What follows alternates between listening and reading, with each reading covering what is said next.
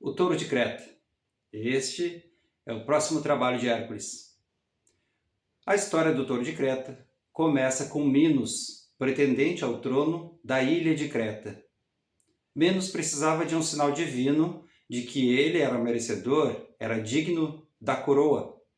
Então ele fez preces ao deus dos mares, Poseidon, já que a ilha era cercada de mar, aquela era a divindade a quem ele deveria recorrer.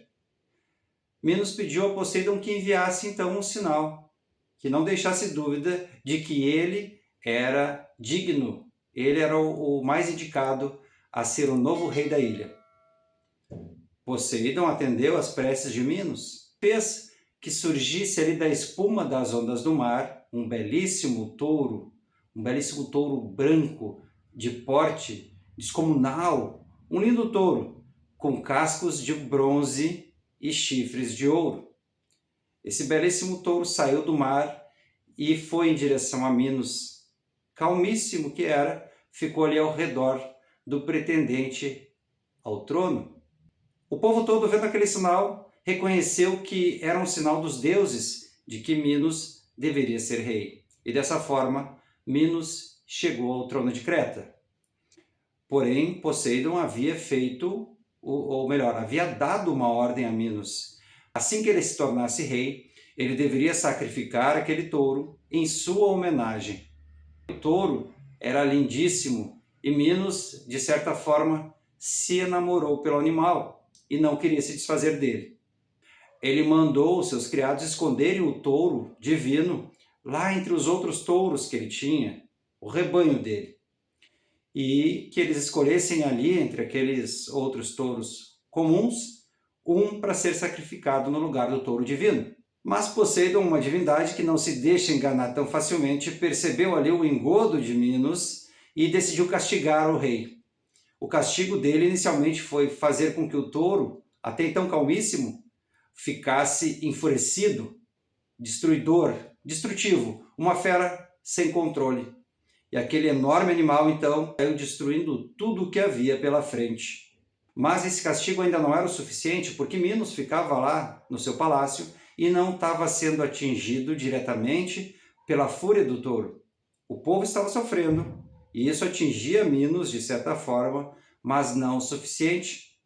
Poseidon então chamou Afrodite, a deusa do amor, e disse a ela que ela deveria fazer com que Pasífae, a esposa de Minos, se apaixonasse perdidamente pelo touro. E foi assim que a deusa do amor procedeu. Só que ela pesou um pouquinho demais a mão ali. A paixão de Pasífae pelo touro foi tão grande, tão desmedida, que ela corria pela ilha atrás do animal. Ela era capaz de fazer qualquer coisa para consumar esse amor. Não conseguindo isso sozinha, ela procurou a ajuda de Dédalo. Dédalo era um grande inventor que havia naquela época.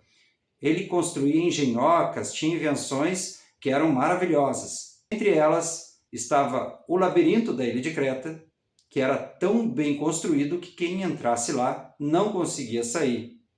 Inclusive, no interior desse labirinto é que Minos, mais tarde, escondeu o Minotauro.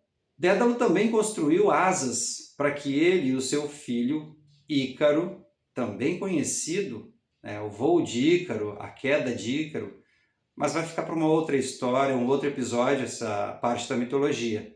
Isso é só para mostrar que Dédalo era, sim, um grande inventor.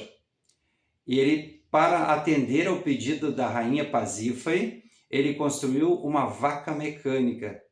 Uma vaca ali que tinha o seu interior oco. Na verdade, oco, mas com um certo ajuste ali, alguns encaixes, onde a rainha podia entrar e ficar ali na posição que permitiria que ela consumasse o seu amor com o touro. A rainha entrou então nessa vaca mecânica, ficou ali na sua posição e pediu que colocassem ela ali no caminho do touro.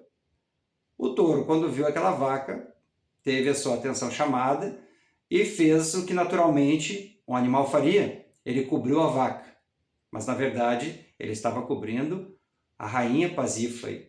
E dessa relação nasceu o Minotauro. Um ser que tem um corpo de homem e uma cabeça de touro. Ele tem toda uma simbologia, mas a história do Minotauro ela vai ficar para um outro episódio, porque agora nós estamos aqui na parte em que ele ainda não nasceu, a parte em que Hércules precisa enfrentar o problema do touro de Creta. Menos com esse grande problema, mas o que é problema para algumas pessoas pode ser a solução para outras. Euristeu, sabendo de toda a destruição que o touro estava provocando lá na ilha de Creta, ele pensou em mandar Hércules para lá. Talvez dessa forma ele conseguisse acabar com o herói. Era um desafio muito grande. E para piorar o desafio, Euristeu disse a Hércules que ele deveria não matar o touro, mas domá-lo e trazê-lo até o seu palácio. Hércules então foi até Creta, pediu autorização e ajuda ao rei Minos, e a única ajuda que ele teve foi a permissão de que ele poderia sim perseguir o touro dentro ali do domínio do rei Minos, na ilha de Creta. Hércules foi cercando o animal, perseguindo ele, até que ele conseguiu levar o grande touro ali para um cantinho da ilha, onde o confronto foi inevitável. E foi um confronto magnífico. Os dois, muito forte. O estrago dessa batalha deve ter sido enorme. Mas Hércules segurou o touro ali pelos chifres de ouro, segundo algumas versões, e foi dessa forma que ele conseguiu domar o animal. Hércules montou nele e o conduziu como se ele fosse um pônei, calmo e tranquilo, mas ele era assim somente ali sob o punho do nosso herói. E foi dessa forma que Hércules conduziu o touro sobre o mar até o castelo e entregou o touro a Euristeu.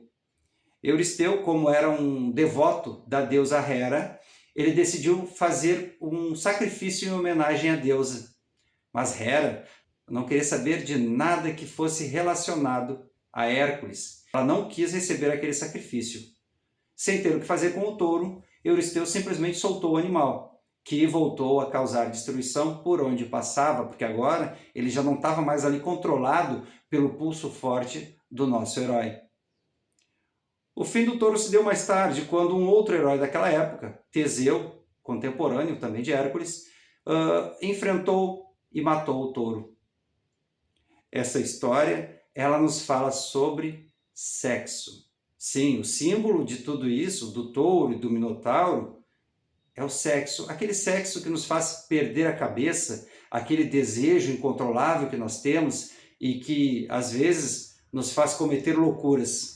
Mas essa simbologia toda a gente vai ver no próximo episódio, tá? Esse episódio aqui é só sobre o mito mesmo. Eu espero vocês no próximo episódio para a gente falar e estudar direitinho o que significa cada parte desse mito, cada símbolo que esse mito nos apresenta. Até lá, eu espero que vocês todos fiquem bem e desejo aqui que fiquem com Deus.